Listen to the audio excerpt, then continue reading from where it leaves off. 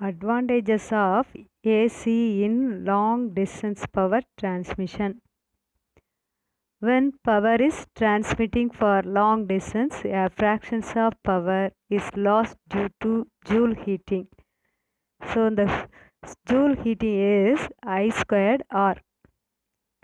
This power loss can be tackled by reducing current I or by reducing resistance R of transmission line.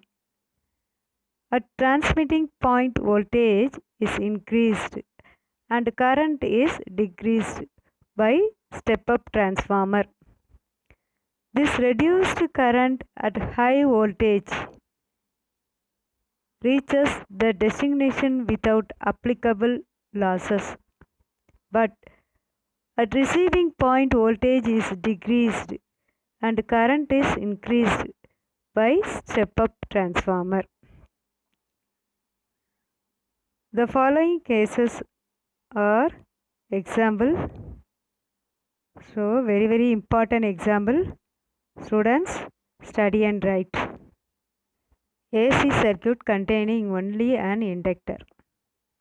A circuit containing pure inductor L across AC voltage source. AC circuit containing only an inductor. A circuit containing pure inductor L across AC voltage source.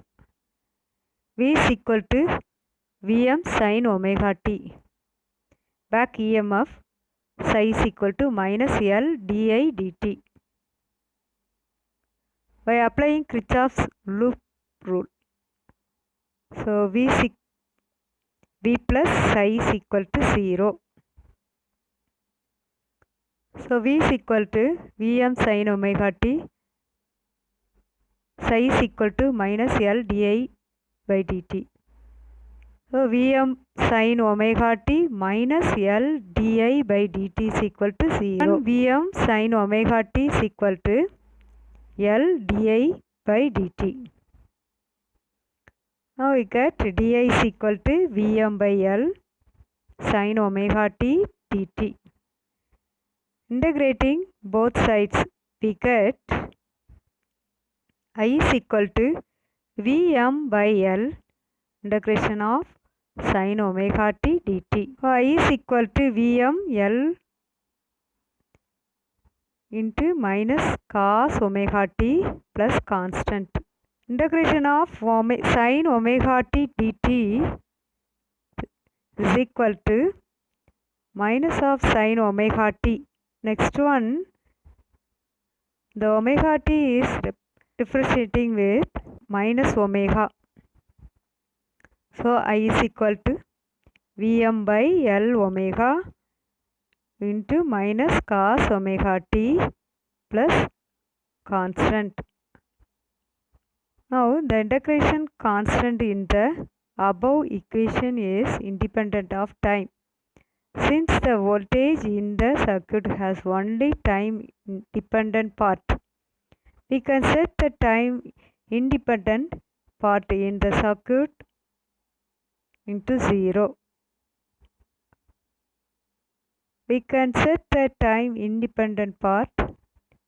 We can set the time independent part in the current into 0.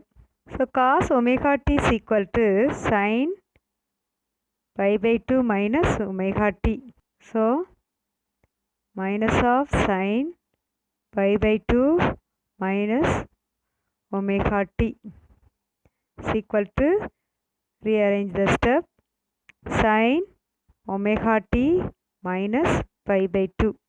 Now we get I is equal to Vm by omega L sin omega t minus pi by 2, or I is equal to Vm by omega L is equal to Im. So I is equal to Im sin omega t minus pi by 2. Phasor diagram and wave diagram for AC circuit with L.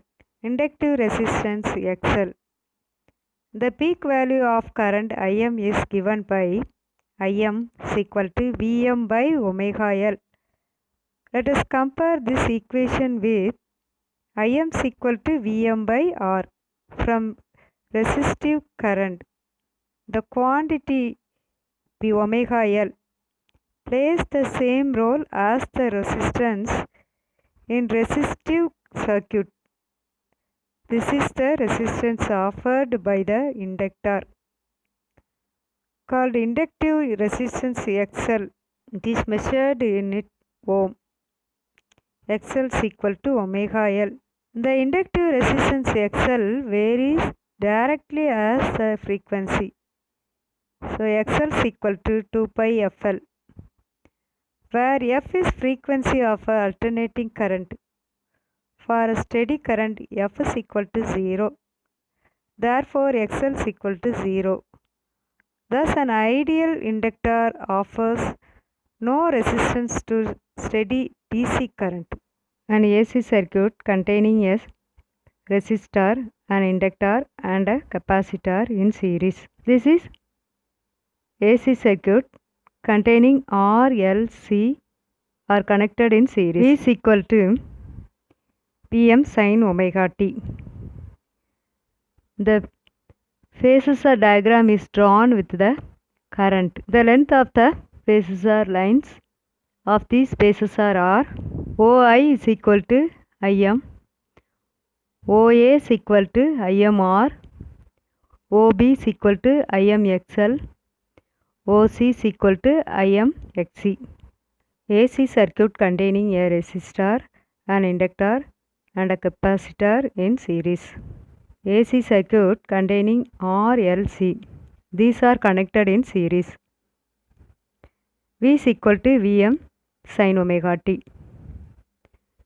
Phasor diagram is drawn with the current.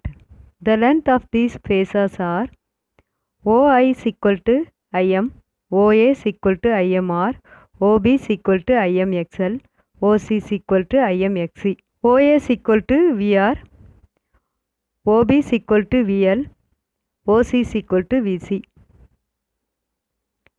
Vm squared is equal to Vr squared plus VL minus Vc the whole squared. According to parallelogram law, this step is formed OE squared is equal to OA squared plus AE squared. So OE squared is equal to Vm squared.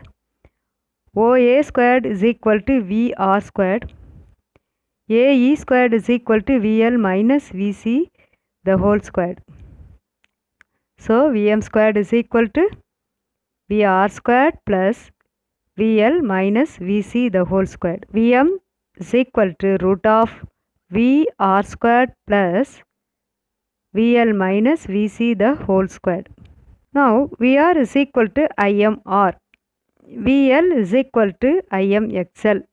Vc is equal to IMXC. Substitute this value the above equation Vm. Vm is equal to root of IMR squared plus IMXL minus IMXC the whole squared.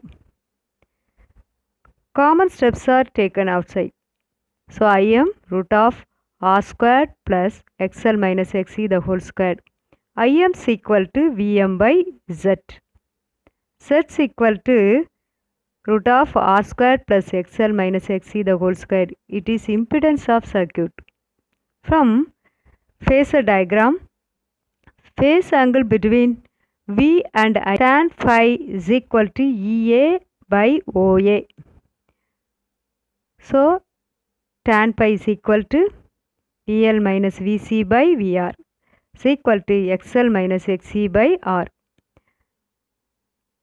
The special cases, if XL greater than XC, so XL minus XC is positive, phi is also positive.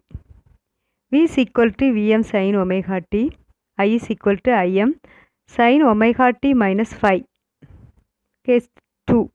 If XL less than XC, so XL minus XC is negative, pi is negative. V is equal to Vm sin omega t. So I is equal to Im sin omega t plus pi equal to XC. pi is 0, therefore current and voltage are in the same phase and the circuit is resistive.